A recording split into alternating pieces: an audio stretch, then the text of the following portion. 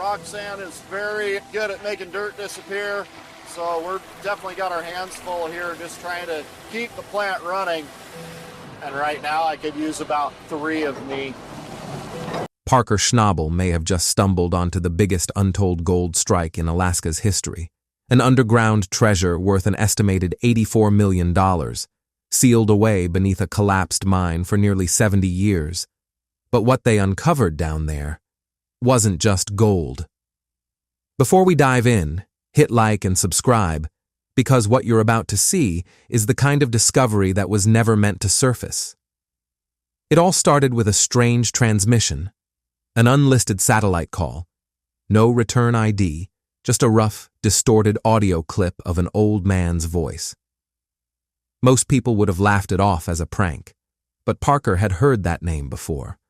Whispers from old miners about a lost drift tunnel somewhere deep in Alaska's northern range, officially sealed in 1954 after a supposed methane blast killed 9 workers unofficially. Locals claim those men found something they were never supposed to find, and that someone made sure it stayed buried. Satellite images showed nothing at first, but when Parker ran thermal overlays and LAR scans, everything changed. The readings lit up with strange geometric shapes buried deep under the permafrost. Too perfect, too uniform to be natural. Then, something even stranger. The mining records he requested from Juneau suddenly vanished from the database overnight. Entire archives for that region just gone. Parker didn't waste time. He assembled his Yukon team, loaded up seismic rigs and deep-core drills into high-altitude choppers, and took off before sunrise. They landed on a fractured plateau where the old mine once stood. Blinding snow, hurricane-force winds, ground trembling beneath their boots. The original shaft was buried under layers of ice and rock. It took 2 full days just to reach what looked like an entryway. But what they uncovered first wasn't gold. It was tragedy. Frozen in the ice were rusted tools, a cracked helmet, and human remains curled beside an old lantern, still clenched in a frost-bitten hand. Whoever died there didn't go quick. Once the access tunnel was clear, Parker's crew mapped out the underground network, and what showed up on the scans didn't look like any standard drift mine.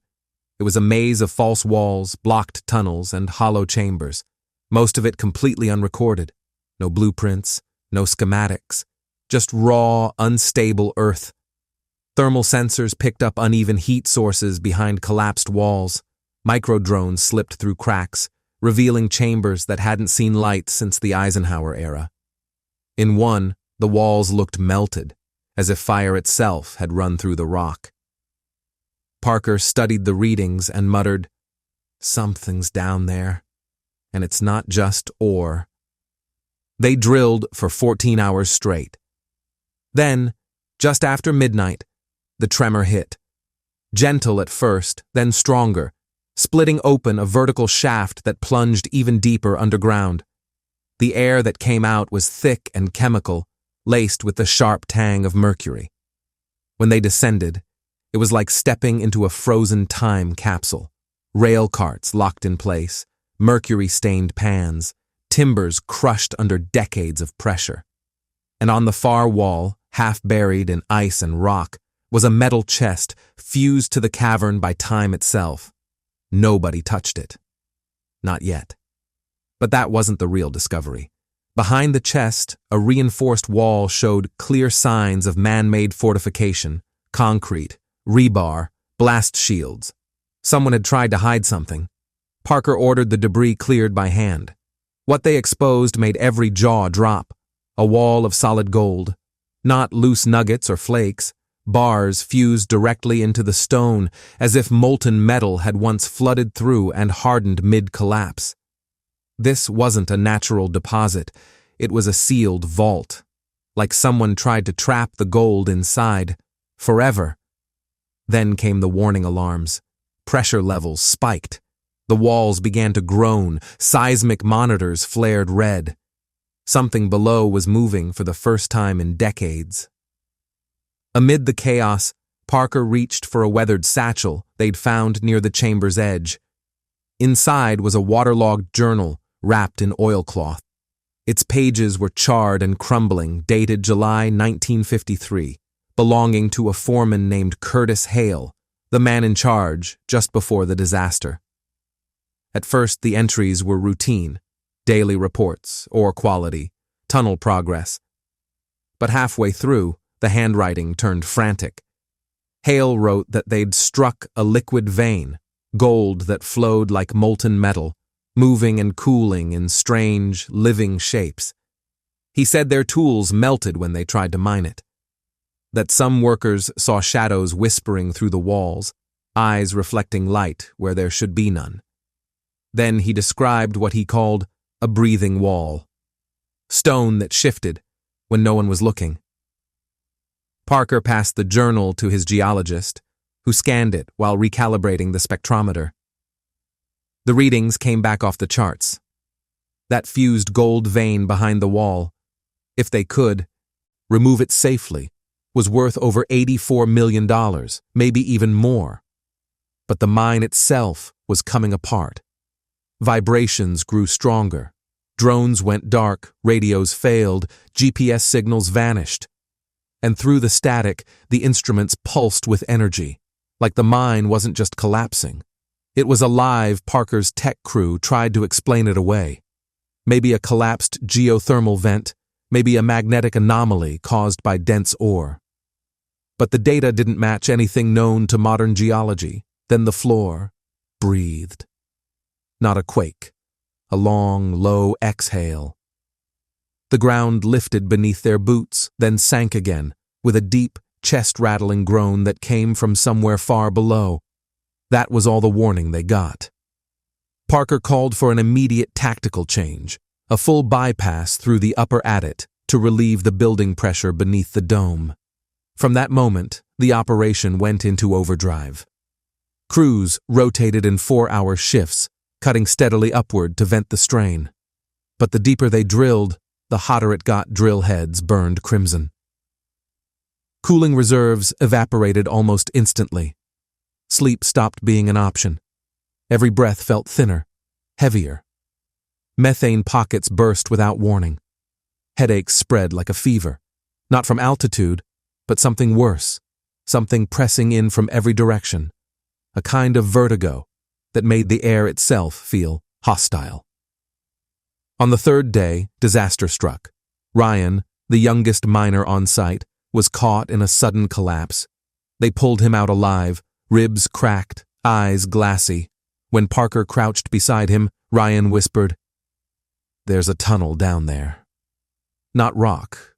It's smooth. Like glass. With markings. I think somebody built it." At first, Parker dismissed it as shock, but the updated scans confirmed Ryan's story. A secondary tunnel winding beneath the main shaft, perfectly curved. No signs of blasting, no structural supports, nothing human about it, and yet unmistakably made. He faced an impossible decision: secure the gold they'd already exposed, or investigate what might be a man-made passageway buried for millennia. In the end, curiosity won. He sent a scout team into the breach. 3 veterans armed with infrared cameras, air sensors, and climbing rigs. The rope dropped nearly 300 feet before the signal began to fragment. What came back through the feed was grainy, unstable, but clear enough to see the impossible. The chamber wasn't natural. Smooth corridors, symmetrical angles, glass-black stone polished like volcanic obsidian, yet cold to the touch. The light seemed to bend off the walls, like the rock was swallowing it. Then the camera panned into a larger chamber, half collapsed, the floor buckled, and there, scattered just beyond the drop, was a mound of gold. Not rough ore, but crafted pieces, melted, reshaped, refined into strange, symbolic forms. One looked like a winged figure. Another, etched with interlaced lines that resembled a circuit pattern. The gold here wasn't mined, it had been made. Above the mound, carved into the stone arch, they found words in jagged English. Fortune mined from hell must return to it. No one said a word. The feed crackled. One of the men stepped forward, his boot scraping rock. The ground responded. The pile shuddered, and from beneath the gold a pool of liquid metal stirred. Mercury-like, thick and glowing faintly from within. It rippled to their movement, reacting like a living thing. Every instrument spiked red. Battery power drained instantly. One miner collapsed, vomiting. Another slammed into the wall, screaming in terror. Over the comms, Parker's voice broke through, low, tense, final, "Pull out, now, we've gone too far." Then the tunnel sighed, a slow, rumbling sound, as if the mountain itself had taken a breath. The walls flickered with light. Something moved beneath the mercury. They should have stopped, everyone knew it. But by dawn, the withdrawal order had somehow disappeared from the logs. A loader operator named Chase swore Parker gave him the go-ahead. Parker denied it. Either way, the machines were already digging. The loader tore into the fused crust like a blade through scar tissue. Sparks rained as steel screamed against stone, carving through a dome that had been sealed for 70 years. The first haul was massive, over 3,000 ounces of high-density gold. Some pieces were clean, others warped, frozen mid-drip like they'd melted and solidified all at once. But as the last slab came free, the mountain answered. The sound wasn't geological. It was alive. A deep, resonant moan echoing through every tunnel, vibrating through the adits like a warning. The mine wasn't collapsing. It was waking up. It started small. Strange readings from the gold bars they'd just hauled out. Parker's instruments picked up magnetic flux across several of the pieces, which made no sense. Gold isn't magnetic, but the sensors spiked anyway. One of the crew swore he saw a bar shift on its own as he strapped it into a crate. The cameras caught nothing. Infrared was useless. Washed out by the sheer thermal distortion radiating from the vein's core, light didn't reflect off it. It bent, folded back on itself like heat waves over asphalt, only thicker, more distorted. Then everything started to spiral. Derek, the foreman, was tightening a rig strap when his knees gave out. No warning, no cry, just straight down. His eyes rolled white, pulse gone. Panic broke out instantly. Helmets hit the floor. Someone started CPR. For nearly a minute and a half, he was gone, flatlined. Then, without defibrillation, Derek gasped hard, like a drowning man breaking the surface. But when he sat up, his face was blank. He didn't know his name, didn't know anyone around him. Full amnesia, the medic muttered, like his brain just rebooted. The team was shaken to the core. Parker wanted to shut it all down, seal the tunnels, abandon the site, leave the gold where it lay. But greed has its own gravity. And there was still one more target. The final piece buried deep inside the fused dome. Scans showed it clearly. A dense 3-foot core, cylindrical, like a collapsed column, its readings off the scale. Estimated value, over $2 million in gold alone. Parker hesitated. 6 long minutes. The monitors flickered red, dust sifted from the ceiling. Then he exhaled and said 2 words. Last pull. The crew set up dual cranes with reinforced cables. The rock cracked like brittle bone as the core came loose. When it finally lifted free, the rig screamed. The weight nearly tore the system apart. Then came the real shock. Beneath the spot where the core had rested was a sealed hatch, ringed in stone, inlaid with metal. Not iron exactly, but something denser, gray-black and laced with age. Etched across its surface were the words, "Property of Tannhäuser Syndicate, 1912. Every man froze. That name hadn't been spoken aloud in decades. The Tannhäuser Syndicate, an old industrial outfit from the early 1900s. Legends said they'd financed Arctic digs, experimental mining ops, even private expeditions across northern Canada. By the 1940s, they'd vanished. Ships lost at sea, cargo missing, gold unaccounted for. Only rumors remained. Parker called his engineer over, Scans confirmed the metal wasn't typical iron. It was closer to a tungsten composite, the kind used for radiation shielding. And the stone surrounding it? It didn't match local geology. According to the readings, that slab had migrated from hundreds of miles south. Glacial movement, maybe, but from a volcanic zone that shouldn't exist in that direction. The engineer looked at Parker and said quietly, "This gold, it's older than the mine, maybe older than the mountain." They didn't open the hatch. Not yet. Instinct told them to stop. Whatever was buried under that plate didn't want to be found. Extraction protocols went into lockdown. Parker ordered every ounce of gold sealed in cryogenic-grade containers, triple insulated and flight-ready.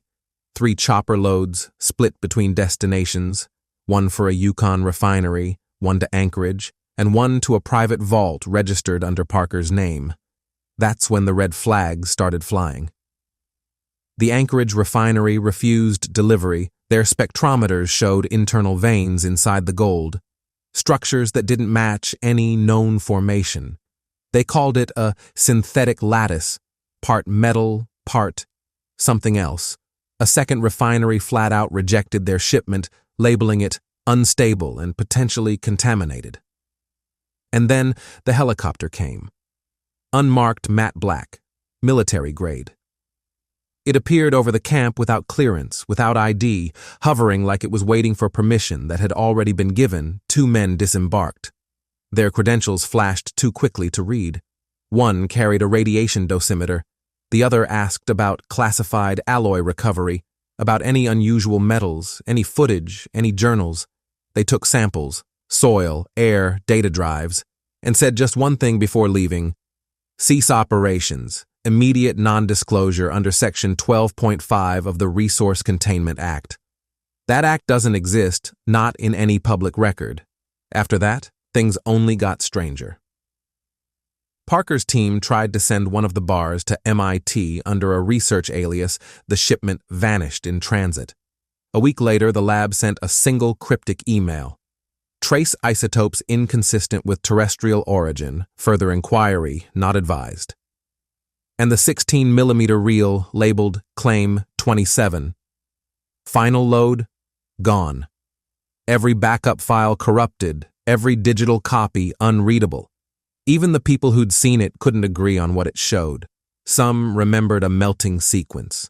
Others swore they heard a man screaming beside a vent of liquid gold. One said there was nothing at all, just static. Now, no one talks about Black Echo Ridge. Not Parker, not his crew, not anyone.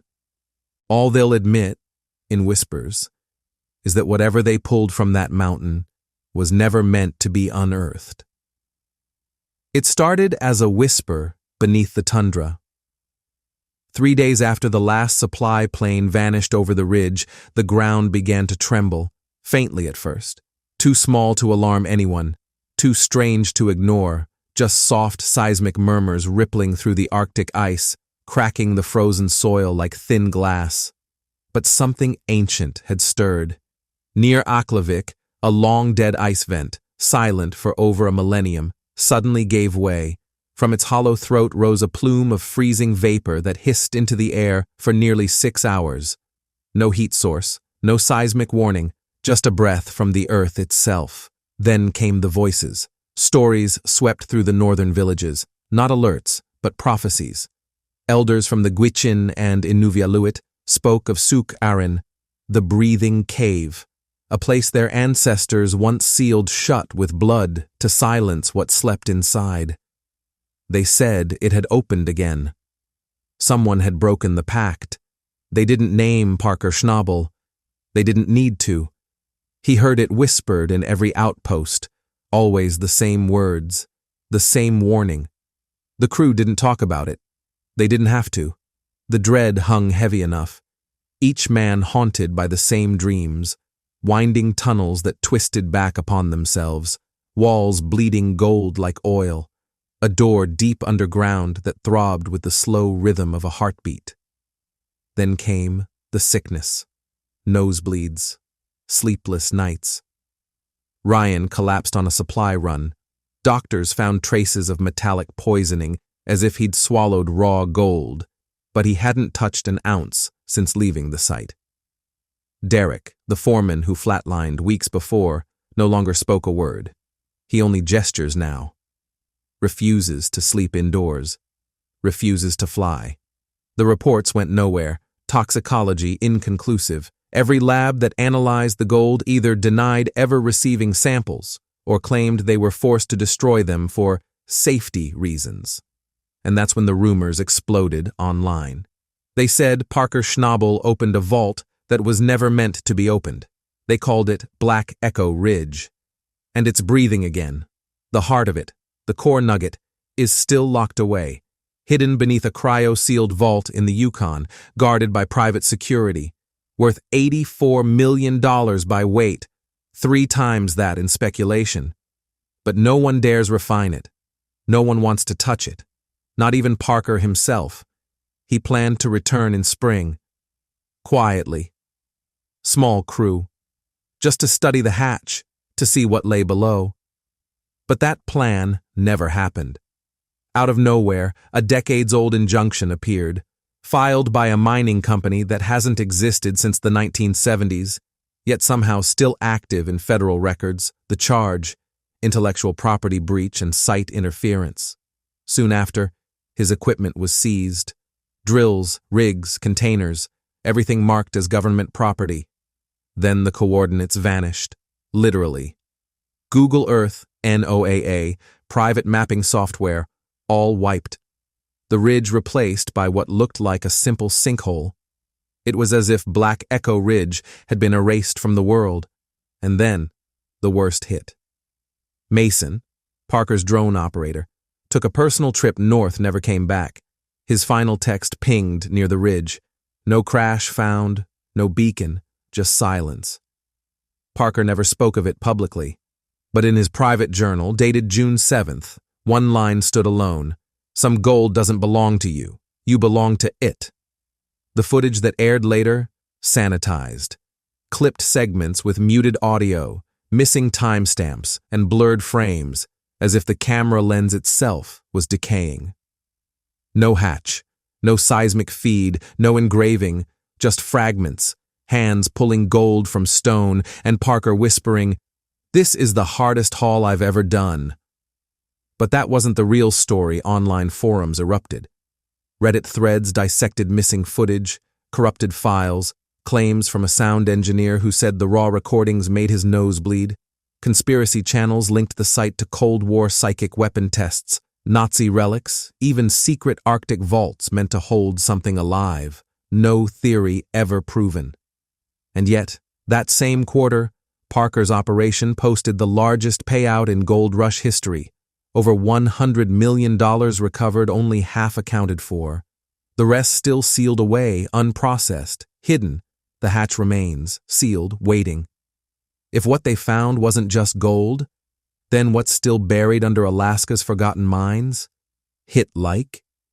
If you're still trying to wrap your head around what Parker may have unleashed, and subscribe to follow every hidden vault, lost page, and forbidden dig they uncover next.